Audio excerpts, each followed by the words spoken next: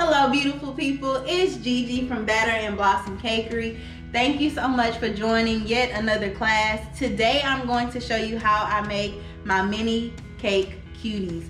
These are the perfect cakes for a intimate celebration, especially in the midst of a pandemic, which we are still in. So even outside of the pandemic, these are the perfect option for your clients that don't want a large cake, they don't want excessive cake, but they still want something that's elaborate, that's super nice. So this is the thing that you can add to your menu. So let's get started. Let's start with what we'll need to prepare the foundation. So in a sense, this cake is going to be like a double barrel cake without the foundation on the inside of the cake. So what we're going to do is we're going to create a base with our cake drum. I actually created this by using 3 cake boards put together, and I added the foil to it, so super easy if you don't have a bulk supply of cake boards. Then I also have another cake board that has a hole in the center. So what I'm going to ultimately do is I'm going to sharpen my dowel and I'm going to insert it in the center, and I'm going to secure it with my hot glue. Now listen, don't judge my hot glue gun, okay? Because she's been working. She has a whole 9 to 5 over here, okay? So she may not be as cute, but she's mine, okay? That's my business. You in my business, don't do that, okay? So I'm going to go ahead and get started with creating the foundation for you guys. So I just sharpened this here. Now something that's super important to note, anytime that you're using a dowel or a structure inside of your cake, you want to make sure that you let your clients know that there is a structure inside of there. Just because a lot of times we like to smash faces in cakes and we think it's cute, but it's actually very dangerous. So make sure that you let your clients know that, hey, there's a dowel in the center of your cake for support, just so that they are aware. And I also put this in my contract and my terms so that it's in writing as well. So I have my dowel pretty sharp. I'm going to place that cake board on top of my drum just so that I can identify where my center is. The sharpest part of my dowel, I'm going to puncture through my 2 cake boards. You should hear it snap when you put it in there. Okay? So I'm going to take that out, flip it over, and just widen that hole a little bit. And like I said, I'm going to fill that hole with hot glue. This is also how I make the foundation for my larger cakes, like my wedding cakes or my 2-tiered cakes, so that they have pretty much like a spine in the center. So the sharp point is going to be facing up for now. We're eventually going to cut that. But we're going to secure that rod in the center. You want to make sure that it's actually standing straight up. So what I do is I usually look over my rod, and you can always tell if it's leaning more to one side than the other. Another thing that I do is I have my cake stand or my turntable here, and I just spin it. And if you look at it, if it's not straight, you'll see somewhat of a lean to it.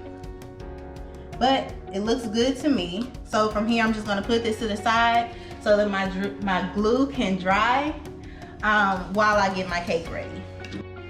For the next phase of our caking, we are going to get into the actual cake layers, which is like the gold of everything.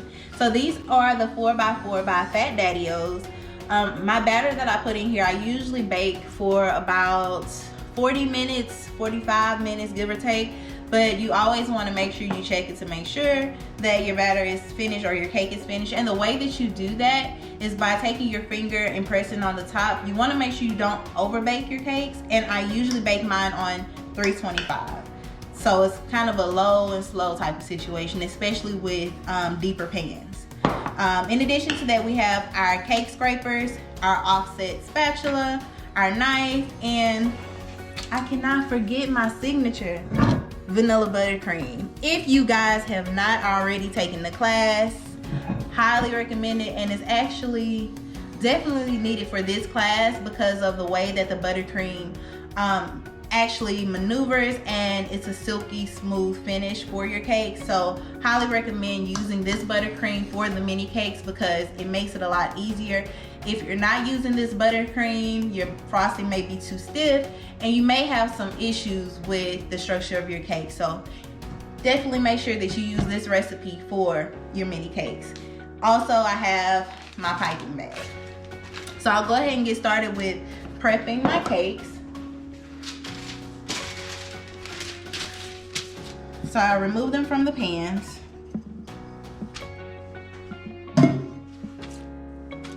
And I simply cut the tops. So the way that I figure out how much to cut off is I look for that lip that I have there, just so I can get a clean cut. Oh, somebody said, what you do with the cake you cut off? That's your snack, honey. We have to eat too. This is the best part. You get you some frosting and some cake and you good. You know, makes you feel good, okay? So you save the tops.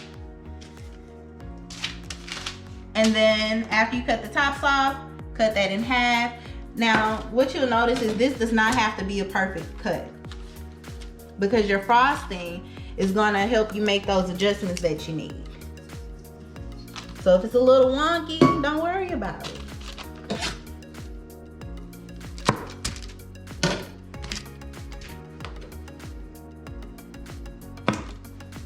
All right, so we got that set. So from here, we're going to fill our piping bag with our American buttercream.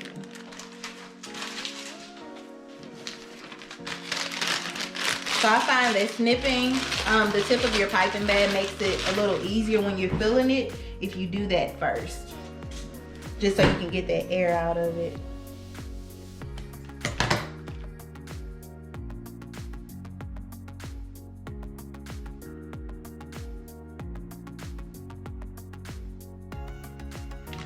All right, so we got our bag filled about 3/4 of the way.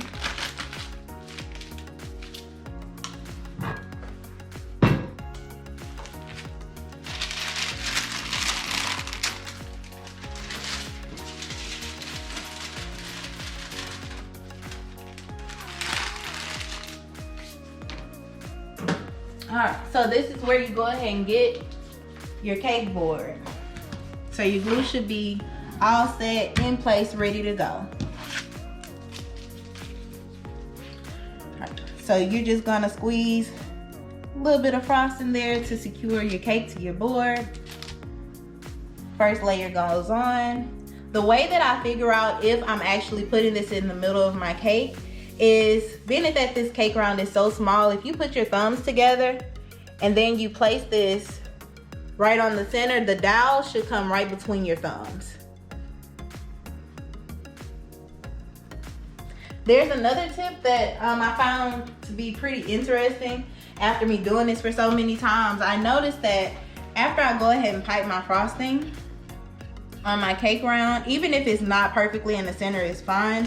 The whole purpose is so that you have something in the center of your cake to keep your cake from sliding around the board, because it's going to be pretty tall. This cake ultimately is about 7.5 inches in height. So it's pretty tall and you don't want it to flip around the board, so that's why we put our dowel in the center. But I'm gonna put my second layer here. And if you do something like this where your layers don't kind of like stack on top of each other, all you do, twist that layer and somehow it ends up meeting right back to where everything can stack right on top of each other. So it's no stress. If you notice here, my dowel is not perfectly in the center, but it's there. So I don't stress over that. Don't major in the minors. So go ahead and put more frosting.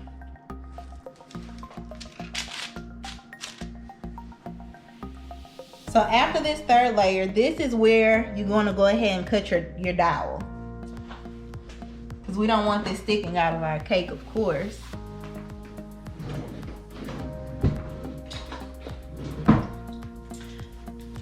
So after I place my third layer of cake, I usually leave maybe about 1 inch sticking from the top.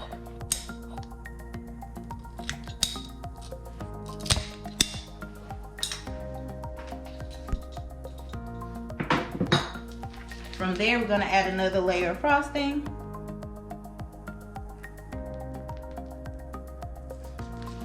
And add our last layer of cake.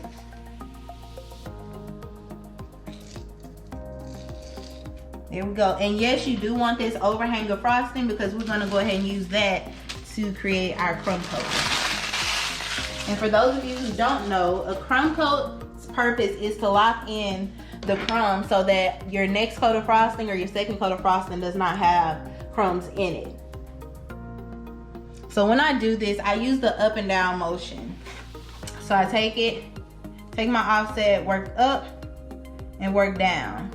Work up, work down. Crumb coats do not need to be thick. You just need a thin layer, just enough to lock in the crumbs.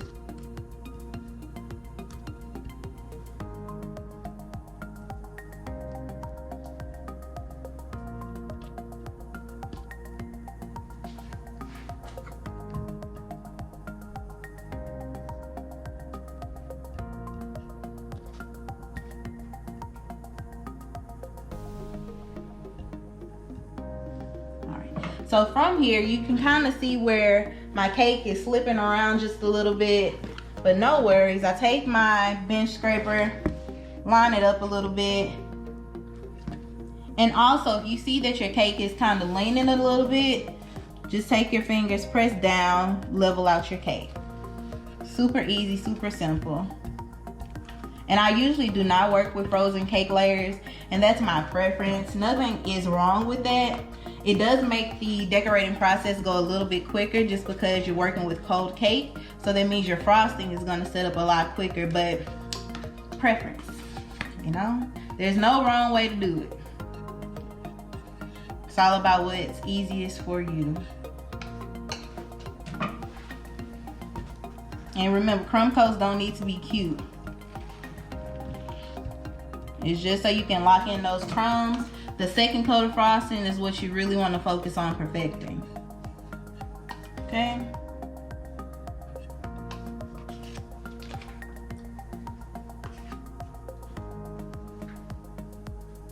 From here, I'm going to put this in my freezer for about 10 minutes so that my buttercream can firm up and it'll I touch the top of my cake. Before I put that in there, I'm going to clean off my cake board just so that I don't have frozen frosting on there. It makes it that much harder to clean off. Okay. So this is going in the freezer for about 10 minutes so that it can set up and it'll be firm to touch when I take it out. While I have my cake in the freezer chilling, I'm going to go ahead and do my prep work. So I'm going to figure out what color it is that I want my base coat for my frosting to be. So here I have my beautiful florals and I'm going to see what color catches my eye. So right now, I'm loving the pink roses. I'm loving the snapdragons. So I'm gonna go ahead and pull those out and I'm going to prep them by wrapping my stems, but I'm also going to color my frosting. So it's kind of like working in between time, making the most of your decorating time to make it go quicker too. So I have my frosting here and I've decided that I'm going to go ahead and do a neutral or a nude frosting. So go ahead and add my frosting to my bowl. This is just what we had left from our crumb coat. I think I'll need a little more, so I'll get some from my bowl. And with this buttercream recipe, honestly, you can actually make 2 mini cakes from it. So you get a decent amount of frosting from one batch. And how I figure out how much frosting I need is gonna be about the same amount that we used to fill our bag for our crumb coat, which was about 3/4 of the bag. So that may be about, I'd say maybe a good 2 cups. To create that neutral tan color, I use a couple of drops of brown and just a little toothpick of yellow. That kind of brings out that yellow undertone, so it's not just a soft brown color. It makes it more of a tan. So I'm gonna start with 2 small drops of brown. And this is by Wilton. This is the Colorite system. It's super concentrated, so you don't need a lot. I know there are several other gel color brands, but this is what I have on hand, so we're gonna roll with it. And I usually don't start with a lot of color, just so I have a little wiggle room if I need to add more or if I need to take away some by adding more frosting.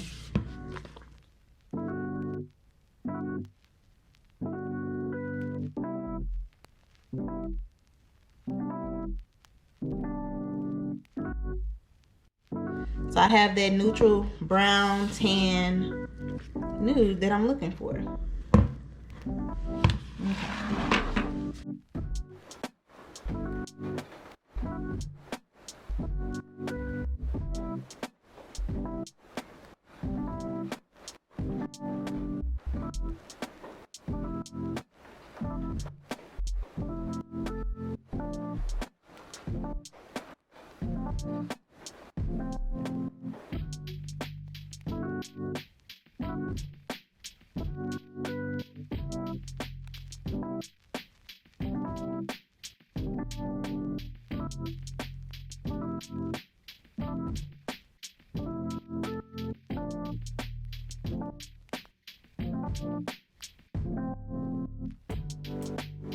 All right, so here I've reflexed one of my roses and I'm going to wrap the stem, but I wanted to share this with you guys. You may remember this from my Glam Cupcake class, but this is how I make my pearl roses. This is an edible shimmer spray by Walmart, but there's also one by Wilton. So all I do is after I reflex my roses, which I'll show you in a second, I shake my can and I lightly spray my rose. Now you don't want this to be too thick because you don't want it to flake. If you add too much of your spray, it's just gonna peel off. So that's the perfect coating to add that shimmer and that pearl finish to it. And I'm just gonna stick it here in my wire basket or ball that I have. This is actually just home decor that I just made the most of and it works. So there we have that, your pearl rose. And from here, well, let me go ahead and wrap the stem. So this is actually floral tape. And the thing about this is it's coated with something called paraffin wax. So when you stretch the tape, it becomes tacky and it sticks to itself. So we're gonna wrap our stems with that. And this is gonna protect your cake from any sap that may be coming from your florals and just to keep everything food safe. So I start by folding an inch over my stem, pull it over, and start to wrap up.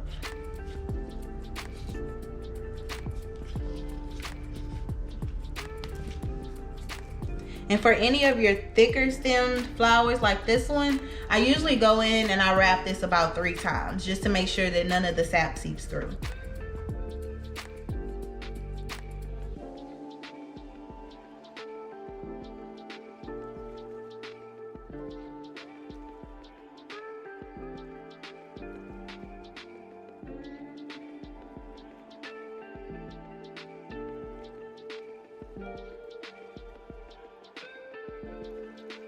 For my smaller flowers, I usually don't wrap the stems just because it's almost impossible because the tape usually slides off. So when I'm ready to add these to the cake, I add dollops of frosting and insert my flowers into that frosting. And of course, you let your client know to take that portion off so they don't eat that because you've had the flowers in there.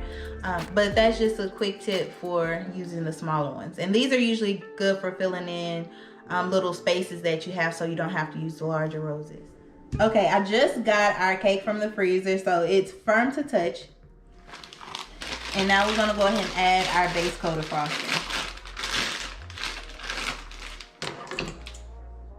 So like I mentioned before, snip that plastic off the tip first. Then we're gonna fill our bag with our buttercream that we colored.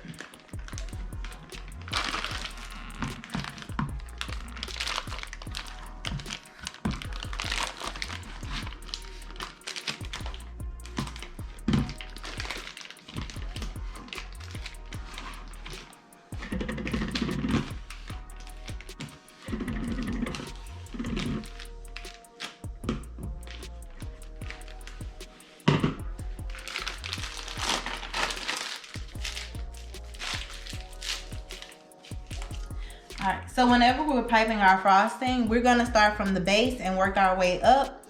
After we add our frosting, we're going to use our offset spatula and we're going to smooth it using the up and down motion. The reason that we do that instead of going straight in with our bench scraper is so that we don't have as many air bubbles trapped inside of our buttercream and we have to keep going in and patching everything.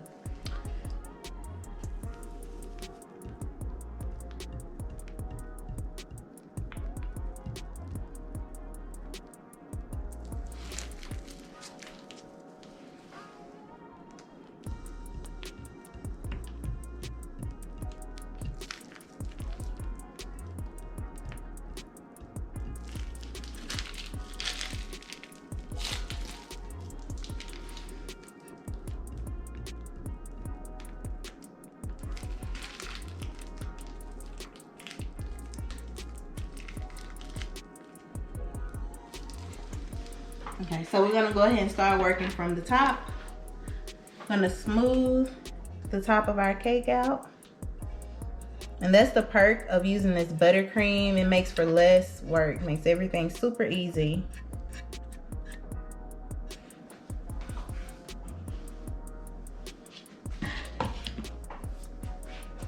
And like I mentioned, we're gonna use the up and down motion. So we're basically going in to close all of these gaps that are in between the frosting that we piped on here. So from top to bottom, closing all of these gaps.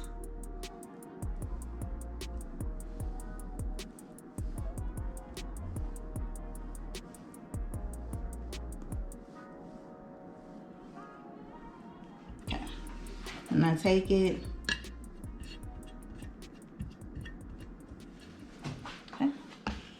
So now we're gonna go in with our scraper. So form is the most important part of this whenever you're trying to get a nice clean finish on your cake. So whatever your hand is doing, whatever your body is doing is gonna reflect in your cake. All right, so what I want to focus on is making sure that the base of my scraper is flush or flat on my cake board. And what we're going to do, there's a difference between scraping and smoothing. So if your wrist is inward here, you're going to be scraping in the cake, but you want your fingers to be more forward. So 4 fingers forward, you want to place your scraper right here on the side of your cake, just where it meets. And you don't want to lean in. If you see any imperfections on your cake where you don't have enough frosting, it's okay. We're gonna go back in and work with it. So you want to grip your turntable from the very front. Your hand that has your scraper should not be moving. And this is just our first sweep. And take that extra frosting, put it back in your bowl.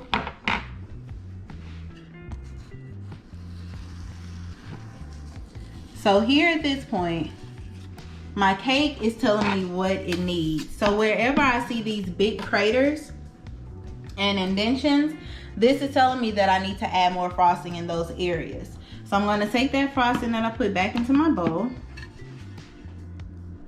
and patch it up. I'm just going to put enough to fill in those gaps.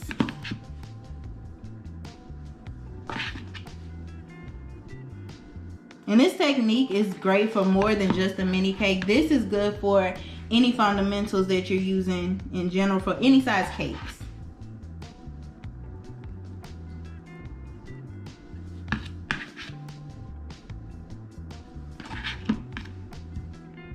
And I'm going to do a royal edge on this cake. That's kind of like the vintage rugged edge on the top. So I'm going to apply a little more frosting here so that when I go ahead and smooth it out, it's going to go up the side of the cake and create that edge that I'm looking for.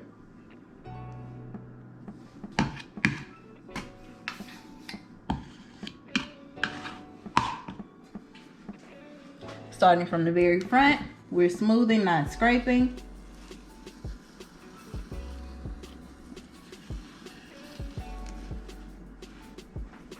And as you can tell here, my buttercream is already smooth.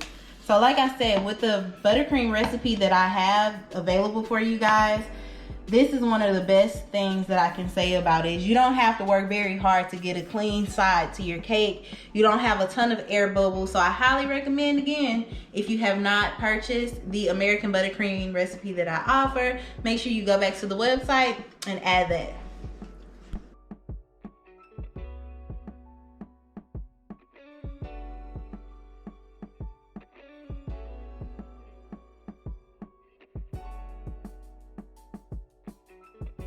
So this is going to be my stopping point for now. The reason that it's going to be my stopping point is I want to lock in the structure that I have already created. So what that means is I'm not going to keep working on this buttercream patching holes, because if I continue to do that, I'm going to be scraping off more and more frosting, causing my crumb coat to start to show. So I'm going to put this in the freezer for about 5 minutes so that it can firm up. Then I'm going to come back, and any imperfections that I see, I'm then going to add in more buttercream and then smooth it out, and you'll have your flawless finish. So I'll be right back. The most important thing that I can share with you is making sure that you put your cake in the freezer after you put your base coat on when you're trying to create that smooth finish on your cakes. A lot of times we over manipulate the cake and we just keep scraping, and now you have to put that frosting right back on, or you just never get all of your air bubbles out of your cake. So making sure that you put it back in the freezer to chill it first and then going to this next phase is the most important thing to remember. So from here, as you see, I kind of have some flaws going on. I have where my scraper pulled off. I have my cake showing there. I have some little air bubbles there. But being at that, I've just taken my cake out of the freezer for a little bit. I can give it a pass and smooth it out. So that line that I had from my scraper now, that's gone. So I'm going to go ahead and go around my cake and fill in any imperfections that I may see.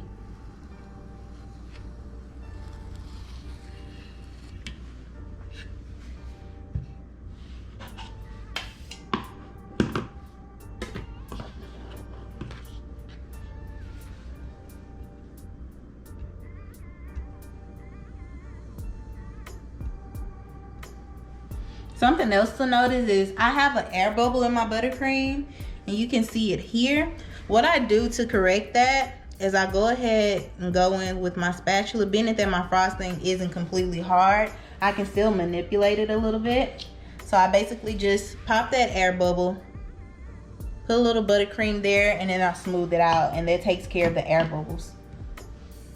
And you'll do that for any air bubbles you see, and you definitely want to make sure you take care of them, just because when your cake comes to room temperature or it's in the midst of heat, those air bubbles begin to swell. So that little bubble you may have seen, when you turn around, is going to be the size of a golf ball, and you're like, what just happened to my cake? And then now you have to fix it. And it's the exact same thing when you're working with fondant. So those small imperfections, I'm not saying you have to be OCD and get every single thing, but the ones that you're able to see, then I would definitely recommend just taking a second to fix those.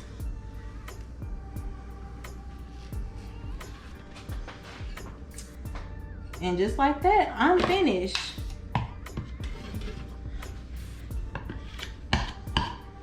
So now we've reached a point where we can actually go ahead and get into our decorating. From here, being that your frosting is still chilled, you can go ahead and paint the edge of your buttercream gold, or you can leave it as it is. Or from here, you can even go into creating a sharp edge on the top of your cake. It's all preference, all your design. So I think that I want to incorporate some textures here.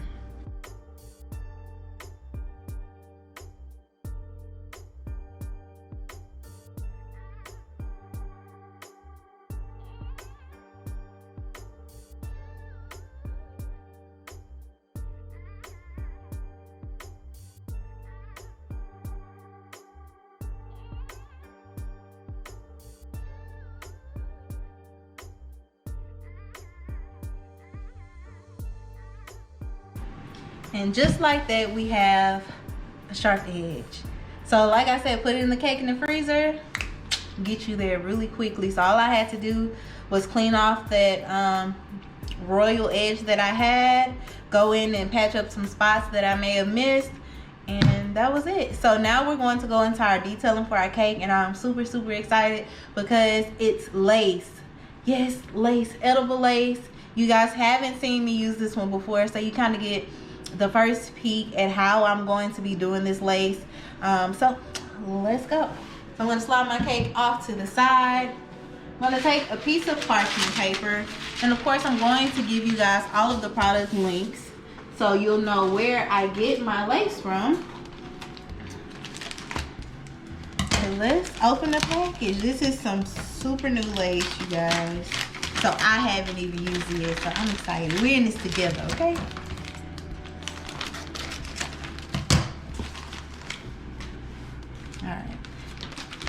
So I've tried making lace before, wasn't a huge fan of it. I'd rather buy it, saves me a lot of time and headache. If I can buy it, I'm probably gonna do that. It's kind of like, do you have time or money? And yeah, so that's why I'm not making lace. I'd rather spend my time decorating than fighting with it. So let's see. Let me get it all the way out of the packaging so we can see.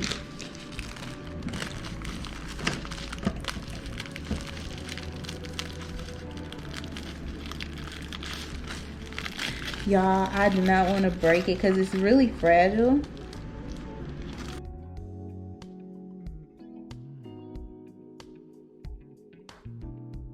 Y'all know I love my airbrush. I would rather take a second, maybe 30 seconds to airbrush a piece versus hand painting it, having to go back over it because the coating isn't thick enough.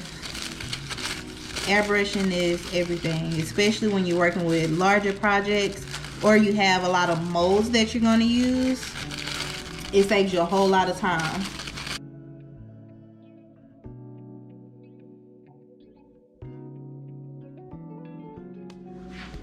I use GCC's Cuban Link, and I also mix my luster dust with a little bit of alcohol. It's 190 proof, so Everclear is ideal if you're going to do this, or something similar to Everclear.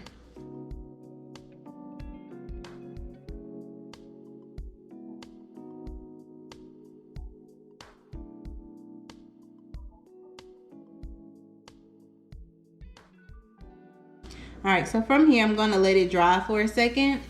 Literally, it does not take long when you airbrush it. I wouldn't recommend trying to hand paint this. At most, I would say take your luster dust and kind of dust over it, but don't go over it with a solution, a wet solution, because you got to remember this is pretty much sugar. So if you add a lot of moisture to it, it's going to cause it to melt and it's probably going to break. So let this dry for maybe a minute, and then we're going to add it to our cake.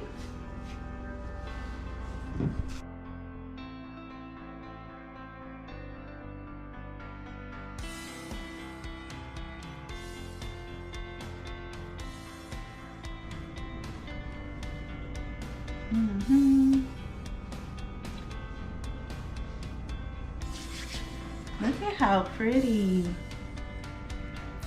Something super simple, super quick, just elevated the look. It's kind of like giving me this glam boho vibe. So from here, we are going to go ahead and add our florals that we pressed ahead of time.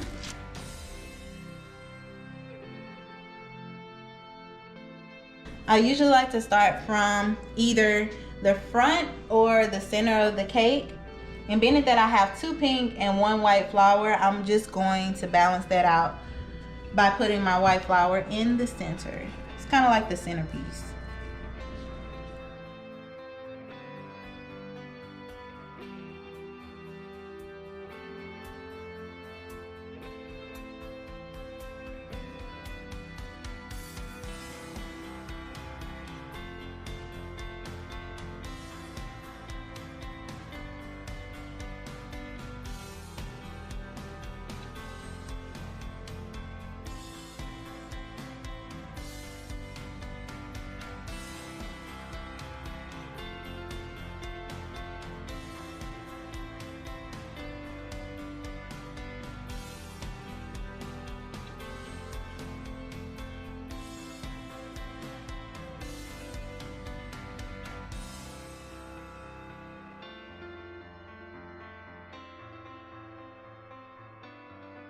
And there we have it. We have our beautiful boho mini cake. This is perfect for our celebrations, and it's super glam. I mean, what is missing?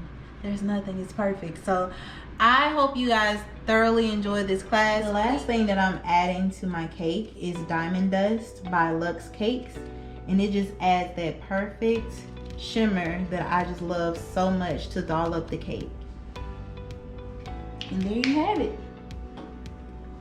So I hope you guys enjoyed this mini cake class, and that is something that you guys can start to incorporate and have fun with. That's the most important part when you're baking and caking, is to enjoy what you're actually doing. So please be sure to tag me in your posts, in your pictures. If you have any questions, you can email me at batterandblossom@yahoo.com, and I will see you guys again in the next class.